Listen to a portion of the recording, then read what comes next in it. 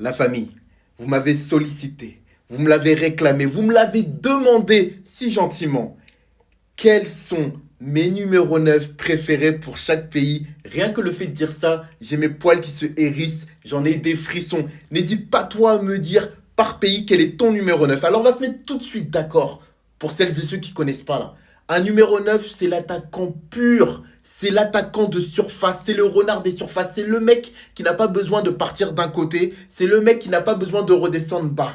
Donc c'est un joueur de surface. Donc ne me sortez pas des noms improbables, s'il vous plaît, jouez le jeu. On va commencer avec l'Angleterre.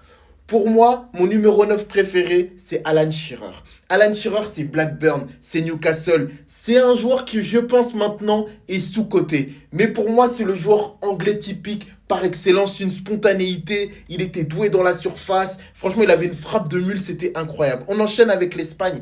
Et l'Espagne, je vais choisir Fernando Torres. Quel joueur, quel joueur. Franchement, tu sais quoi, quand on l'a vu débarquer à l'Atlético El Niño, on s'est dit, bon, il est à son prime.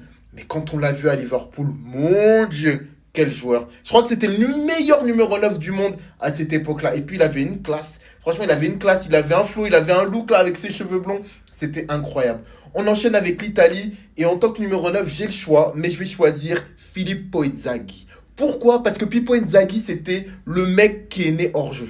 C'est ce que disait Alex Ferguson, l'ancien entraîneur mythique de Manchester United. Ce mec-là, il était toujours à la limite du hors-jeu. Il marquait des buts de raccro, des buts pas beaux. Mais je te le jure, ça foutait des frissons parce qu'il est célébré comme les plus beaux des buts. Et c'était précieux. Vraiment un grand attaquant. Pour moi, c'est, tu vois, le type de format d'attaquant qu'on ne retrouve plus aujourd'hui. Et pour moi, ça me faisait kiffer. On va enchaîner avec l'Allemagne. L'Allemagne, en vrai, je devrais mettre Gerd Müller parce que c'est un mec qui a tellement écrasé en termes de numéro 9. Mais c'est pas mon époque. Gerd Müller, c'est années 60, 70 mois. J'avoue que c'est Jürgen Klinsmann qui m'a vraiment marqué. Il a remporté la Coupe du Monde avec l'Allemagne, l'Euro avec l'Allemagne, un mec de Stuttgart. Il a joué en Italie, tu sais, la période où les Allemands allaient beaucoup en Italie, du côté de l'Inter, le Bayern. Franchement, pour moi, c'est. Et en plus, c'était un de mes joueurs préférés quand j'étais petit. On enchaîne avec l'équipe de France et j'ai bien dit les vrais numéros 9, hein. J'ai pas dit les 9 et demi.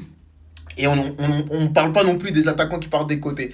Donc, moi, je vais choisir David Trezeguet, Trezeguet. Et forcément, quand je ferme les yeux, je repense directement à l'Euro 2000. À l'Euro 2000 et son but, le but en or qui a offert le trophée à la France. Oh là là là là. David Trezeguet, tu vois, c'est un peu comme Pippo Inzaghi. C'est un type de joueur qu'on ne retrouve plus aujourd'hui. Le mec, il court pas vite, mais quel sens du placement. Quel sens tactique, quel jeu de tête, quel timing, il était incroyable.